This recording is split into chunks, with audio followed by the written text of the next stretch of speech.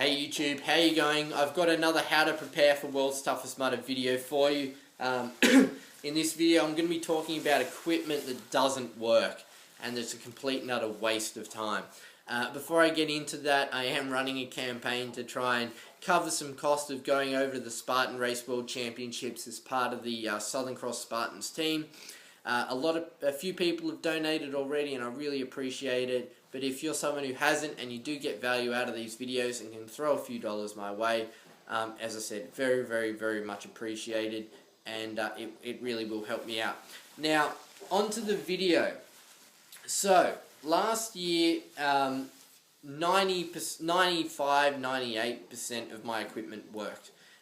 There's not a lot that I would change, and some of the things that I would change were only minor things. Like I had like this flexible water bottle thing that I thought might come in handy to carry some like electrolyte drink in my backpack as well as my hydration thing.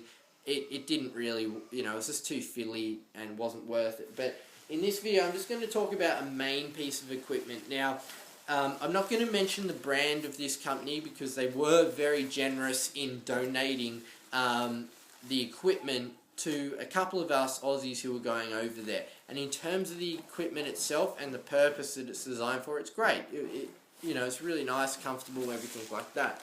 It's just like a windbreaker kind of spray jacket.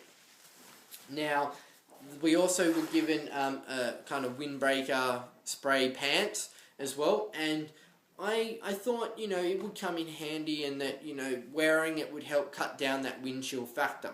For the first couple of laps I didn't wear it at all, and I didn't plan on wearing it. I waited until lap 4 when it was the coldest of the night, and I thought, you know what, I'm going to put this on because I'm that cold, I just hope that it helps. It didn't, and it was just... It didn't help because of a poor design of the product. I just think that wearing this stuff is completely useless in the race. Now, for a couple of reasons. First of all, it wasn't really windy, and even if it was, I don't think it's going to do anything for the warmth.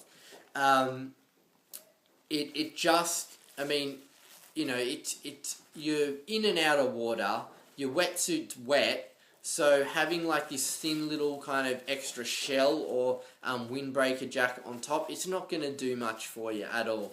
And as I've said in my past videos, it's really the hands and the feet that feel the cold. So again, all this is doing is protecting your core, the middle of your body. It's not doing anything to improve the warmth of your hands or your feet. Secondly, on top of that, all of these types of jackets have pockets. You can't get away from it. They're designed for people who are out there walking and doing that kind of thing, who are going to want pockets. They're going to want a place to put their phone or, their wallet or some money or whatever.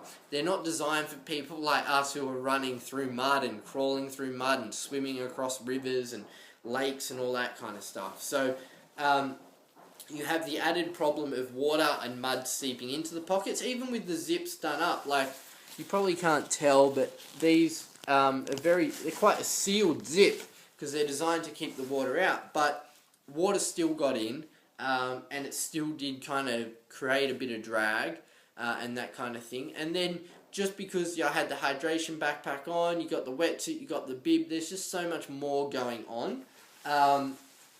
So that's another one of the downsides. Obviously, just fill with water, and B, with the pants especially. You can make them as tight as you want around your waist, and I'm not sure if it's partly because you're wearing a wetsuit, they do seem to kind of fall down a little bit more or get a bit annoying, you got to pull them up and that kind of thing. So maybe some people would be like, oh, well, I just won't wear the pants, I'll just wear the jacket. But I'm telling you, like, if they hadn't if I didn't feel like bad for dumping it or, putting it in the bin, I probably would have, you know what I mean? Because it was kind of getting a bit in the way of my, in the way on the obstacles, just in general, wasn't as kind of useful as I thought it would be. And as I said, also kind of slowed you down a little bit and that kind of thing. So I just wanted to do that video because I know that some of you guys are thinking, oh, well, I should take a spray jacket, like a to help keep the wind off me and that kind of thing, and it'll help keep me warm, but really it won't. It'll hinder you more than anything, and I just think with the wetsuit and everything else you're wearing, that's what you need to focus on getting right. Stuff like this, if you've got one and you want to take it and put it in your tent and wear it after the event, thumbs up. Yeah, this is going to be great for after the event. You can put on a nice warm top and a jumper underneath, and then put this on top as well to help keep you warm afterwards.